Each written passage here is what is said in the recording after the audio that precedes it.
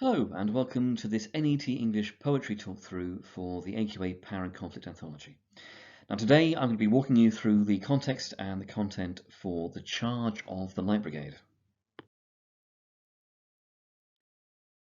As ever, we're going to start with a quick reading of the poem. The Charge of the Light Brigade. Half a league, half a league, half a league onward, all in the valley of death rode the 600. Forward the Light Brigade, charge for the guns, he said. Into the valley of death rode the 600. Forward the Light Brigade! Was there a man dismayed? Not that the soldier knew someone had blundered. Theirs not to make reply, theirs not to reason why, theirs but to do and die. Into the valley of death rode the 600. Cannon to right of them, cannon to left of them, cannon in front of them, volleyed and thundered. Stormed at with shot and shell, boldly they rode and well. Into the jaws of death, into the mouth of hell, rode the 600. Flashed all their sabres bare, flashed as they turned in air, sabring the gunners there, charging an army while all the world wandered. Plunged in the battery smoke, right through the line they broke. Cossack and Russian reeled from the sabre stroke, shattered and sundered. Then they rode back, but not the 600. Cannon to right of them, cannon to left of them, cannon behind them volleyed and thundered. Stormed at with shot and shell, while horse and hero fell. They that had fought so well came through the jaws of death, back from the mouth of hell. All that was left of them, left of 600. When can their glory fade? Oh, the wild charge they made, all the world wondered. Honour the charge they made, honour the Light Brigade, noble 600. Alfred Lord Tennyson, who lived from 1809 to 1892, was one of the most popular poets of his generation, and after the death of William Wordsworth, served as Poet Laureate for the majority of Queen Victoria's reign. Now, Alfred Tennyson was born and raised in Lincolnshire. His father, George Tennyson, was a clergyman who had interests in architecture, painting, literature and music, and both of Alfred's parents took a keen interest in the education of their children. Now, Alfred wrote poetry throughout his childhood and adulthood, along with some less successful attempts at drama, but it wasn't until the 1840s that he gained meaningful literary success and recognition. Now, Tennyson's work was characterized by powerful imagery, lyricism, and musicality, including a mastery of sound techniques. His work was often sentimental, it had strong rhythms and rhymes, and showed a fascination with mythology, although Tennyson was also interested in political issues of the day. Now, unlike many poets of the time who rejected Romanticism, Tennyson was stylistically highly influenced by poets such as Keats, and that style was one that he polished relentlessly, as well as revising and editing his work constantly. Tennyson was religiously ambiguous, although he admitted later in life to leaning towards agnosticism. There's a strong thread of sorrow and loss running through Tennyson's writing, and that's linked to the loss of his closest male friend as a young adult, and intense male friendships were a feature of Tennyson's life and his writing, as was an ongoing battle with depression.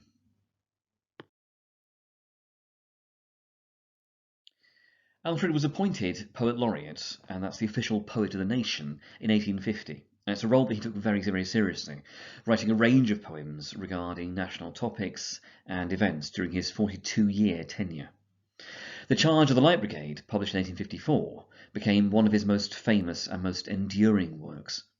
The poem is based on a disastrous cavalry charge that took place within the Battle of Balaclava during the Crimean War, and that war lasted from 1853 until 1856.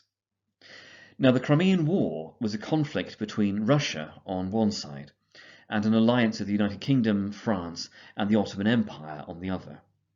The war was caused by a range of factors, but ultimately it led to confrontation that centred on the areas surrounding the Black Sea, and particularly Crimea.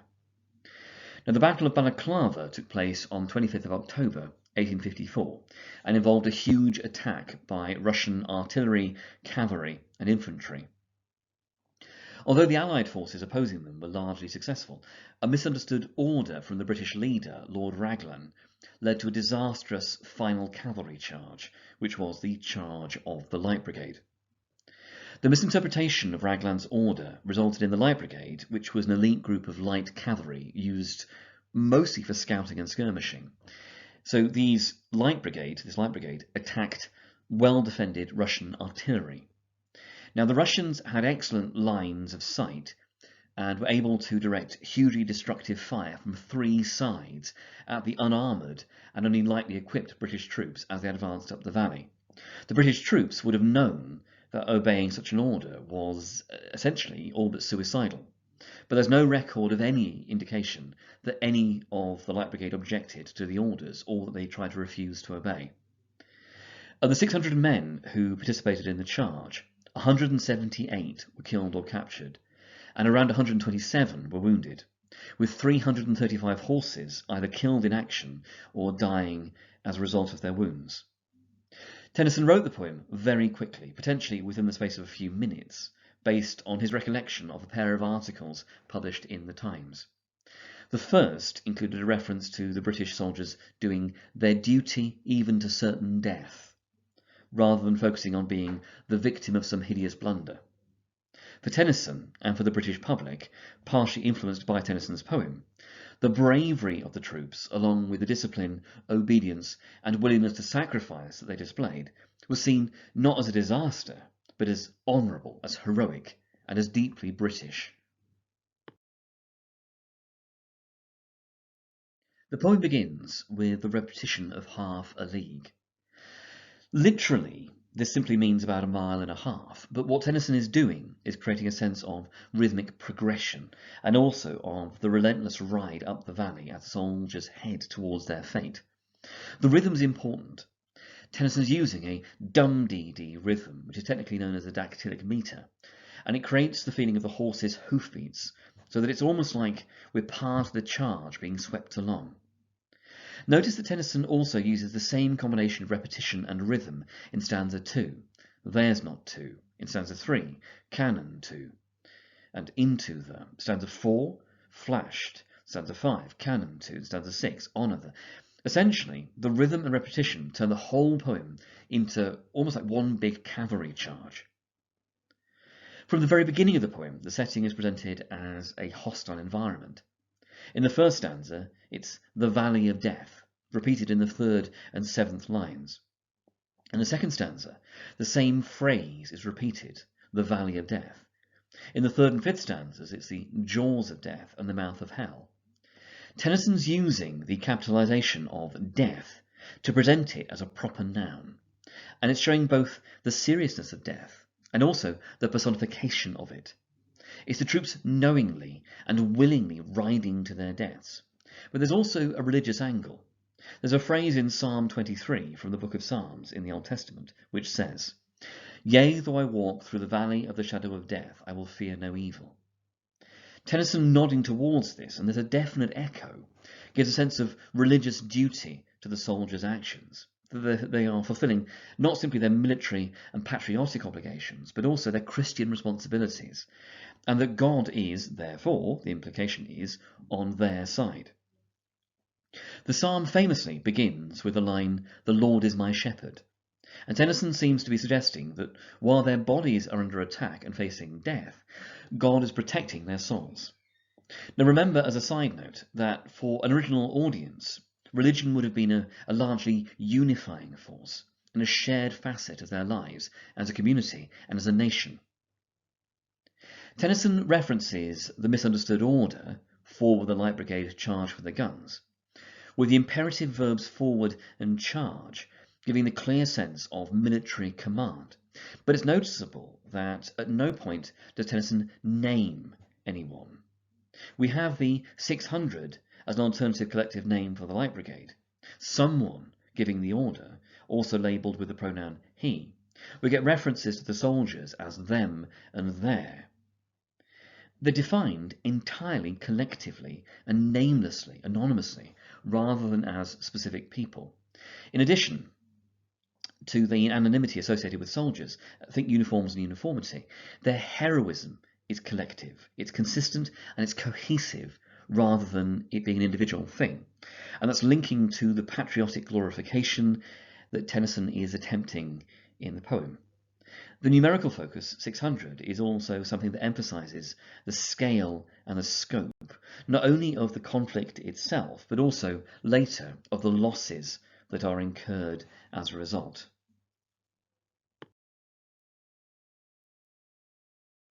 The second stanza offers a reflection on the thoughts and the feelings of the soldiers. The poem makes clear that the soldiers are not dismayed, even though they knew the order had been given, or at least interpreted incorrectly. Tennyson's keen for his audience to understand that the bravery and the obedience are not mindless, but conscious. This is a willing choice that the Light Brigade have made. The next three lines are probably the most famous of the poem. Theirs not to make reply, theirs not to reason why, theirs but to do and die. What's clear is that the soldiers understand their role and their responsibilities, not have their own thoughts and therefore respond, to make reply, not to debate or rationalise or even understand, to reason why. Their role is only to do and die. The soldiers are fulfilling their obligations to their role and their nation, and they're cognizant of the inevitability of death that will result. Notice that Tennyson uses Road the 600 to keep that relentless drive of this poem moving forwards. It's almost as if we're tracking their progress up the valley. The rhythms of the poem are strongest, I think, in the third and in the fifth stanzas, and that's where Tennyson describes the cannon surrounding the troops, right of them, left of them, in front of them. Remember that the Russian cannon were stationed on three sides of the valley. The troops are clearly facing an overwhelmingly destructive force, seemingly almost like a force of nature, thundered and stormed. But there's no sense of disruption of the rhythmic drumming of the cavalry charge. There's not even, notice, a full stop.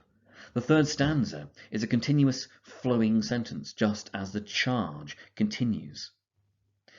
Tennyson presents the jaws of death and the mouth of hell, metaphorically, as some kind of almost like predatory creature. It's waiting to consume the troops. Notice that both of the images here, the storm and the waiting hellmouth, present the Light Brigade as the underdog, as some kind of David against Goliath. For an audience of the time, they'd also recognise the reference as linking to the passage of the damned into hell, with the valley and the violence that the troops are enduring, therefore representing almost like hell itself that they're heading into. Stanza 4 describes the soldiers.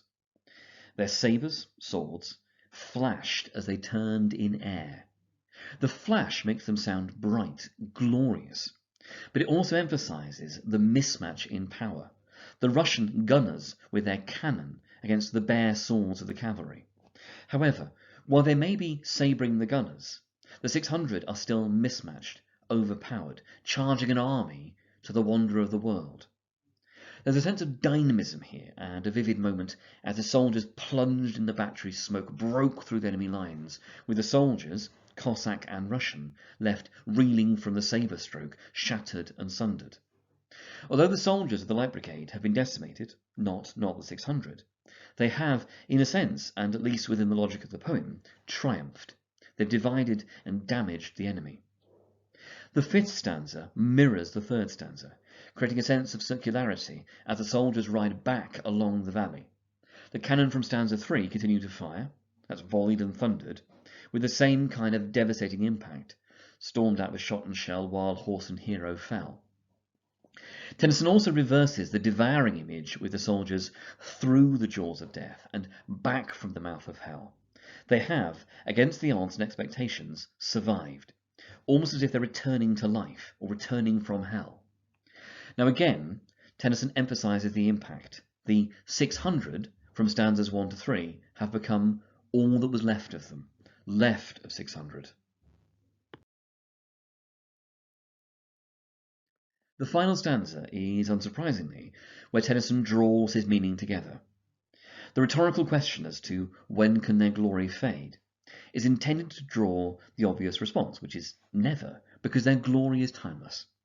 Despite the deaths, they've achieved immortality and renown, all the world wondered, through their heroism, with the exclamation marks intended, it seems, to show the sense of awe and wonder we are invited to share.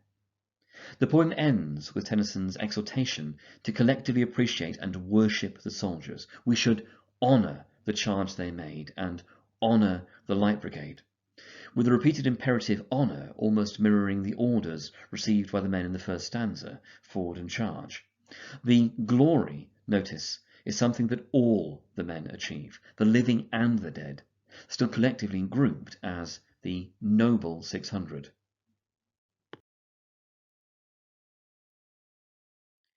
Now, in terms of making connections across the AQA anthology, the most obvious and natural link is probably to bayonet charge. We've got the military connection, the idea of charging in both poems, and a useful contrast between the anonymous group and the individual, and between patriotism and the brutal reality of conflict.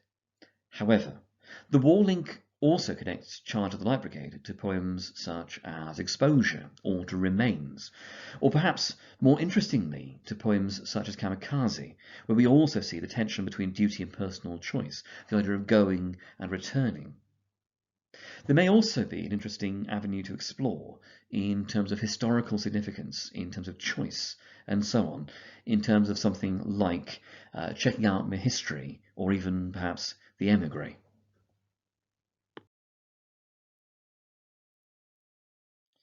Right, as ever, thank you very much for listening, and don't forget, again, as ever, the range of other videos on not just the Power and Conflict poetry, but all the other GCSE English topics that you can find on the NET English YouTube channel, which is www.youtube.com, NET English 1.